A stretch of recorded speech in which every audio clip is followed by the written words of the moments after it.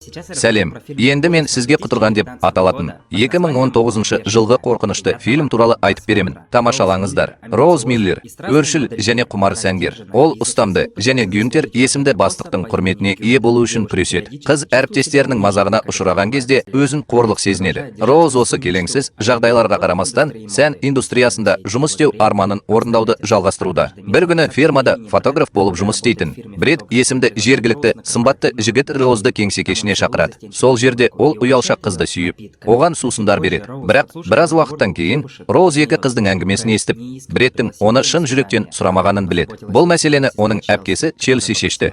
Ол жігіттен Роузды кешке шығарып салуын өтінді. Челси Роуздан кешірім сұрауға тырысады. Өйткені оның ниеті шынымен де шынайы болды және ол әпкесін ренжіткісі келмеді. Бірақ Роуз тыңдаудан бас тартып, іс-шарадан кетеді. Ол мопедке отырады және бірнеше секундтан кейін қыз жан түршігерлік апатқа ұшырап, оның өмірін толығымен бұзады. Бір аптадан кейін Роуз есін жиды. Ол абдырап, көзін ашып, аузын ашуға тырысады. Бірақ оның бетін қоршап тұрған медициналық таңғыш бар. Бірнеше күн бойы палатада кезекші болған Челси дәрігерді көмекке шақырады. Ол қызға жақ сүйегінің зақымдануы ауыр болғанын түсіндіреді. Сондай-ақ, қазір оның денесінің еденінде тыртық бар.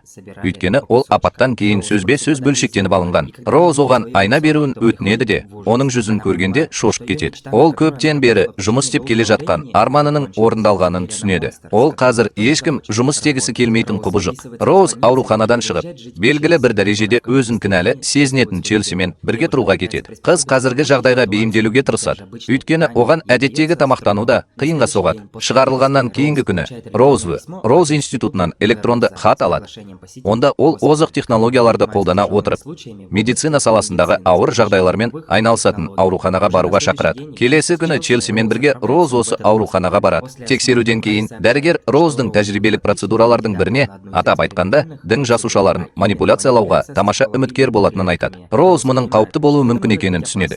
Бірақ негізінен жоғалтатын ештеңесі жоқ екеніне өзін сендіргеннен кейін, ол еш ойланбастан теңіз шошқасы болуға келіседі. Көп ұзамай процедура басталады. Оны доктор Уильям мұқият қадағалайды. Операция сәтті өтті. Бір таңқаларлығы, Роуздың келбеті толығымен қалпына келеді және ол бұрынғыдан да әдемі болып көрінеді. Кенет Роуздың көңіл күйі күрт өзгерді. Ол бассейнге барады. Онда ол Доминик есімді жалғызбасты адаммен кездеседі. Қыз оған жақындап, құмарлықпен сүйеді. Содан кейін ол ернін тістеп, қорқыныштан қашып кетеді. Роуз төсекте оянып, бұл жай ғана түс болды деп ойлайды. Әсіресе дәрігер оның сөзін растап, бұл анестезияның жанама әсерлері екенін айтады. Уильям қыздың үйіне барып, өмірден ләззат алатынын айтады. Ол сондай-ақ оған дәрмекті сұйық затпен бірге береді.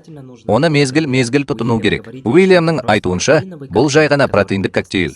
Ол күш береді және Роуздың керемет сезінгеніне қарамастан тезірек қалпына келтіруге көмектеседі. Өйткені тіпті Челсиде нәтижелерге қатты әсер еткені сонша, ол әпкесін процедурадан кейін бірінші рет көргенде танымайды. Роуз қайтадан сәнгер болып жұмысқа кіріседі. Ол таңырқай әдемі көйлек тігіп жатыр. Бірақ кенет есік қоңырауы оны алаңдатып жіберді. Пәтердің табалдырығында Бред тұр. Ол да өзгерген Роузды көргенде үнсіз қалады. Ер адам одан кешірім сұрап, қызды тағы да кездесуге шақыруға тырысады. Бірақ бұл жолы ол одан бас тартады. Кешке Роуз жаңа көйлекпен барады. Оны бұрынғы бастығы бірден байқап қалады да, еш ойланбастан оны жұмысқа қайта шақырады. Бақытты Роуз өмірден ләззат алуда. Мас болған соң, бейтаныс адамды ұстап алып, онымен бірге үйіне қайтады. Құмарлықтың әсерінен қыз ашуланып, жігіттің мойнынан тістеп алады. Бірақ содан кейін Роуз төсекте оянып, бұл галлюцинация ма, әлде шынайы өмірде болып жатқанына сенімді емес екенін түсінеді. Ал Доминик, бассейндегі жігіт, бірте-бірте агрессивті бола бастайды. Фильмді түсіру кезінде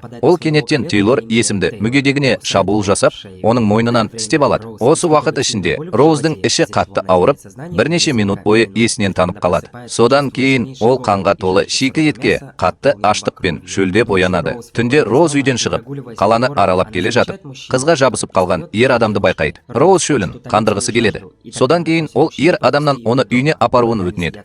Бірақ олар көлікке отырғанда, ол оны ұрып, мойнынан тістеп алады. Таңертең ол төсекте қайта оянады. Қолындағы қанды байқаған Роуз бұл армандар емес, шынайы шындық деген қорытындыға келеді. Қыз ауруханаға барады. Онда ол ол қайтадан доктор Уильяммен кездеседі. Ол не болғанын, сондай-ақ қанға шөлдегенін айтады. Бірақ дәрігер қызды бәрі жақсы екеніне сендіреді. Оның айтуынша, оның миы қатты күйзеліске ұшыраған және болып жатқанның бәрі жай ғана армандар мен галлюцинациялар. Сол кезде ауруханада Доминик істеп алған Тейлор медбикеге ұрысып қалады. Оны залалсыздандыруға болады. Бірақ бұған дейін ашуланған жігіт бірнеше адамды тістеп үлгереді. Біраз уақыттан кейін науқастар көбейіп, дәрігерлер дабыл қағып, құтырудың ауыр өршуі туралы айта бастайды. Оның үстіне жағдай сағат сайын нашарлап, бақылаудан шыға бастайды. Роуз жұмысқа шығып, суреттерін Гюнтерге көрсетеді. Ол атқарылған жұмыстарға тәнті болып, оны сән көрсетіліміне қатысуға шақырады. Бред тағы да Роузға жақындап, оны кездесуге шақырады. Қыз бұл жолы келіседі. Бірақ романтикалық сәтте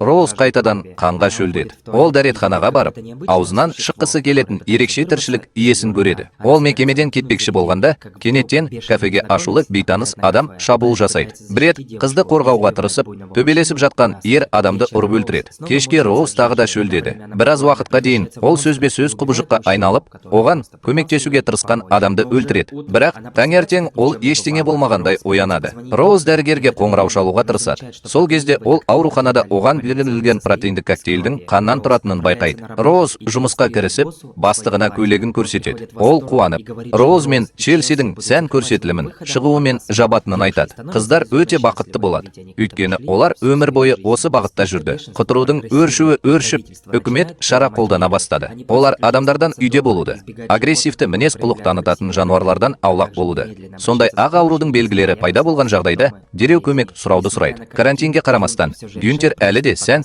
көрсетілімін өткізуді шешеді. Келгеннен кейін Челси белгісіз әйелдің қолынан тістеп алғанын, содан кейін оны полиция қызметкері атып өлтіргенін айтады. Осы кезде Роуздың іші қайтадан қатты ауырады. Оның денесінен жылан тәрізді белгісіз тіршілік иесі өсіп, бейтаныс адамды өлтіреді. Содан кейін Бред пайда болады. Және не болып жатқанына қатты таңғалмай, қызды қолынан ұстап, оны ғимаратқа апарады. Біраз уақыттан кейін Роуз есін жиып, Бред ауруханаға бару керек екенін айтты. Бұл оның өміріндегі өте маңызды сәт болғандықтан, ол бас тартып, смотты көруге барады. Челси шығып, Гюнтерге шабуыл жасағанша, көрермендер қол шапалақтап қуанады. Бірнеше секундтан кейін полицейлер келіп, ашуланған қызды өлтіреді. Бред есеңгіреген Роузды алып кетіп, ауруханаға апарады. Сонда Уильям оларды қарсы алады. Қыз болып жатқан оқиғаға өзін кінәлайды. Ол бәріне өзі кінәлі екенін түсінеді. Сұлулыққа ұмтылу үшін ол өзінің әпкесін өлтірді. Уильям көптеген адамдардың өмірін сақтап қалуға болатынын және барлық жауаптар қызыл бөлмеде екенін айтады.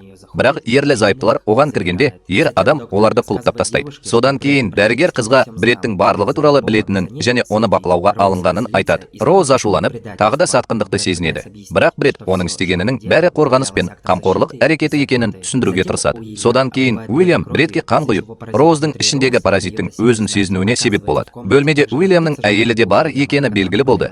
Ол қатерлі ісікке шалдыққан және ауруханада сынақтан өткен алғашқы ерікті болды. Ауру мен процедуралар әйелді нағыз құбыжыққа айналдырды. Роуз паразитті өз ішінде ұстай алмады. Соның салдарынан ағасы қайтыс болды. Содан кейін ашуланған қыз қайтыс болған жігіттің пышағын алып, Уильямның әйелін өлтіреді. 1-2 минуттан кейін Роуз өзінің бүкіл адамзат үшін қауіпті сынақ егеу құйрығына айналатынын түсініп, өзінде өлтіреді. Біраз уақыттан кейін Уильям кешкі ас әзірлеп, үкіметтің аурудың таралуын тоқтата алғаны туралы жаңалықтарды тыңдайды. Дәрігер науаны алып, оны Роуз оянатын бөлмеге апарады. Қыз ең үлкен әлеуетті ашады. Бұл шексіз өмір. Фильмнің соңы. Енді біздің жасаған еңбегімізді бағалап арнаға тіркеліп, лайк басып кетіңіз. Келесі видеода кездескенше.